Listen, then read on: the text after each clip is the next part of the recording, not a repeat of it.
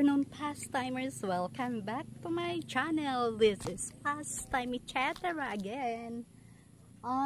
Location check. Nandito tayo sa Camp Tralala. Kararating lang natin dito, tapos nag-set up agad tayo ng ating tent at ginala natin ang ibang part nitong camp na to, which is by the lake. Ito ang tinatawag na Lumot Lake. Pwede ditong mag-boating. So, nag-inquire na tayo. Try natin bukas kung available na yung bangka. Dahil yung ginagamit daw nila na floating cottage ay under investigation. Ginagawa siya sa ngayon. Para magkaroon nga pala kayo ng info dito, kung gusto nyo mag-camp, nagbayad tayo ng 500 per head kung mag-tent pitching, which is yun ang ginawa natin. And aside from that, mayroong charge na 150 para sa electric consumption and another 150 for the basura. Ayun, hindi per head yun, sa ano na yun, isang camp na yun. Nag-set up tayo ng dalawang tent, ipapakita ko. Yung isang tent natin dito sa platform mismo, baka sakaling umulan, at least safe tayo dahil mayroon naman siyang bubong. Tapos yung isang tent natin na andito, ito yung bagong bili nga pala na tent. So first time natin ginamit. So as usual, nahirapan na naman tayo. So tinulungan tayo ni ate.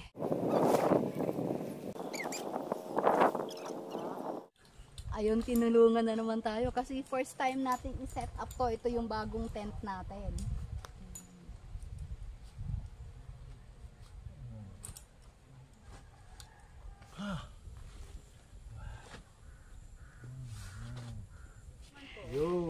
Sobrang puno ang ating sasakyan. Ngayon magbababa na tayo. Nandyan lang nakapark ang sasakyan na ginamit natin, si Swift. Kapag set up na rin tayo partially ng ating mga kitchen stuff. Nandito ang kalan. Ito yung mga gamit natin.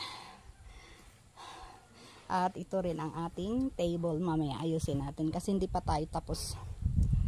Ini-inflate na yung ating bilog na upuan.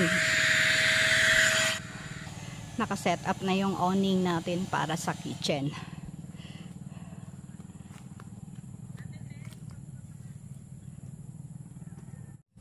Ayan.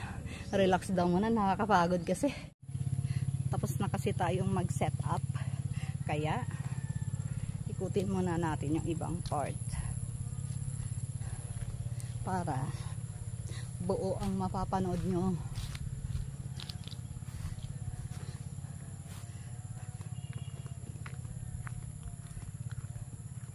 Merong bridge na may water lilies sa baba. Of course, may water. And, tcharan! Natapos na natin ang bridge. Welcome to Camp Tralala. Sana kasi magka-car camping tayo. So, over there, medyo malayo yung paglakad. Hindi ko nakunan kanina habang naglalakad kami. Pero papunta yun doon. Malawak tong camping site na to. Tapos maraming puno, malinis, at napakatahimik.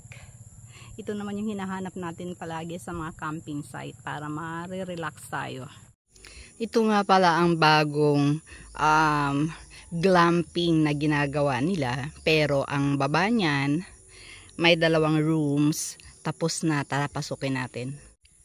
This room can accommodate 3 to 4 persons. Malaki ang bed, kompleto na sa kitchen utensils kung magluluto kayo. Plus, mayroong sariling bathroom and shower. Kaya sulit na ang babayaran ninyo na 3,000 pesos. Kasi nga, kompleto na siya at napakaganda pa ng view paglabas. At kasama sa perks ang pwede kayong mag-tent dito anywhere sa labas. So, sulit na talaga. Ito yung view nyo. Yan, overlooking the lake. Tapos doon, meron pa din pwede rin kayo dyan mag-tent sa baba. Yung second room. Parehas lang sila ng rate. Opo. O, ayun, kompleto nga ng gamit dito. So, wala ka nang gagawin. Pupunta ka na lang dito, ikaw na lang ang hinihintay ng room. At para sa mga campers naman, wala kayong alalahanin dahil may mga CR naman sa labas at pwede ring maligo. Hindi rin kayo maiinip dito dahil may mga activities katulad ng boating or mag-kayak o kaya mag-fishing at sliding. Gusto sana natin i-try itong slide na to, kaya lang for now ay hindi siya functional. Yan ang setup natin. At ito pa pwede natin gamitin, itong table na to. Sarap ng buhay natin dito ngayon. Dito yung ating chair at maglalagay tayo dito ng table. Mamaya mag-init tayo ng tubig para makapag-coffee ulit. Tingnan tayo guys, akalain nyo nasa malapit tayo sa lake. Ito na yung sasaingin natin na rice. Siyempre rice kasi magsasaing nga eh.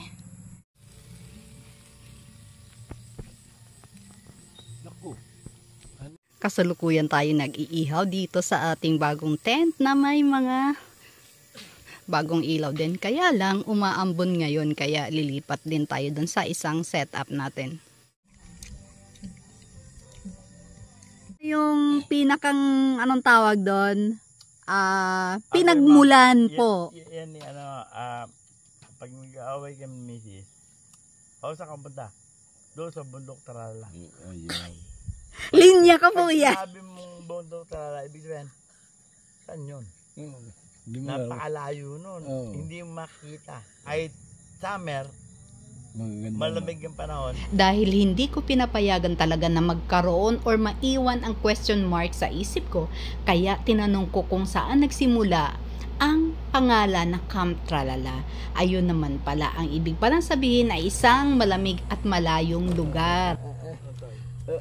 Nasa bangka tayo. Ay, dahan-dahan lang. Hopa. Maria Josep. Hopa. Ay, ay, ay.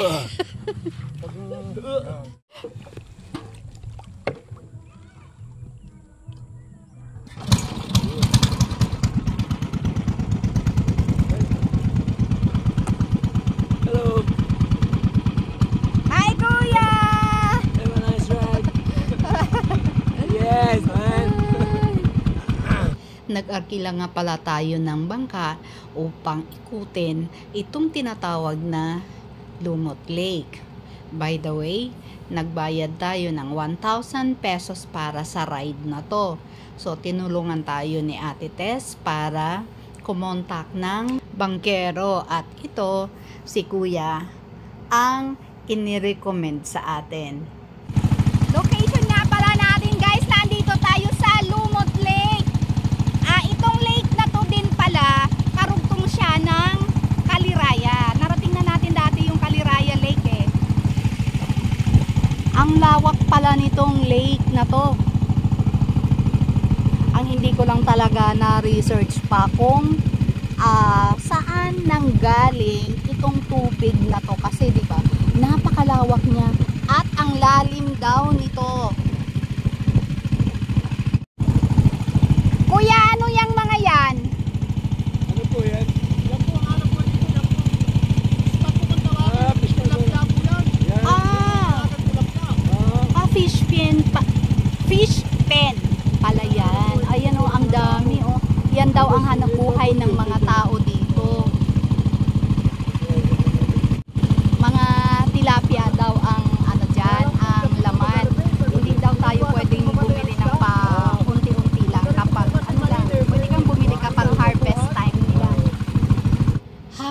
patuloy kami sa pag-iikot, di alintana ang init ng araw, meron akong isang realization.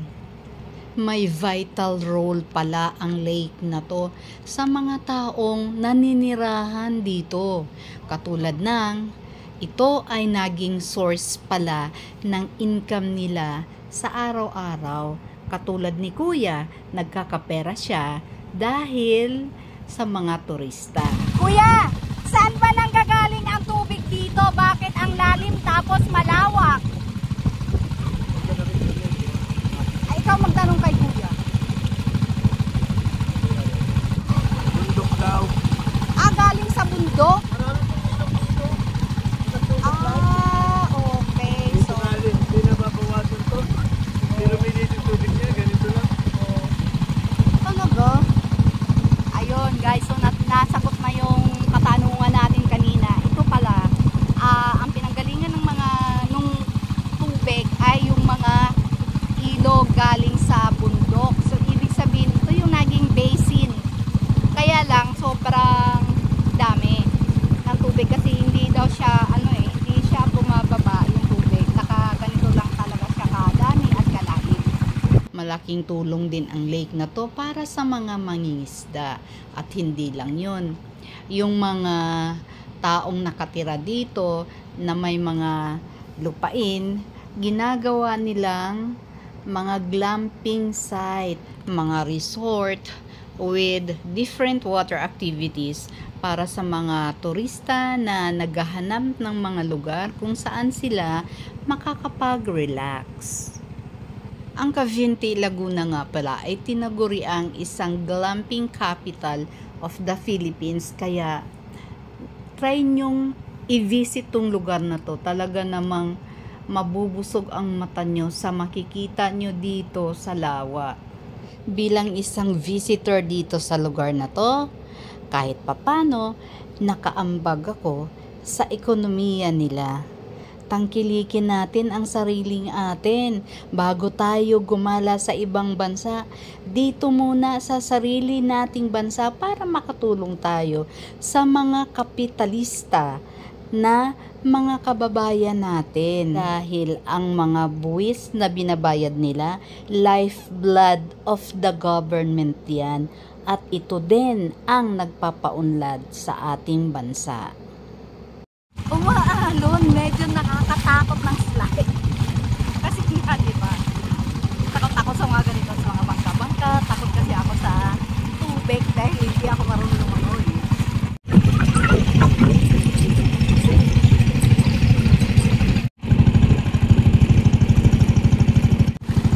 Ang tagal nating inigot, 1 oras mahigit yata, Kuya.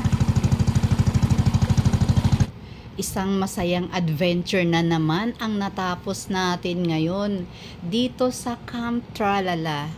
Sana nag-enjoy kayo sa panonood. But please don't forget to subscribe my channel, Pastime etc. And hit that bell for you to be notified with the next upload.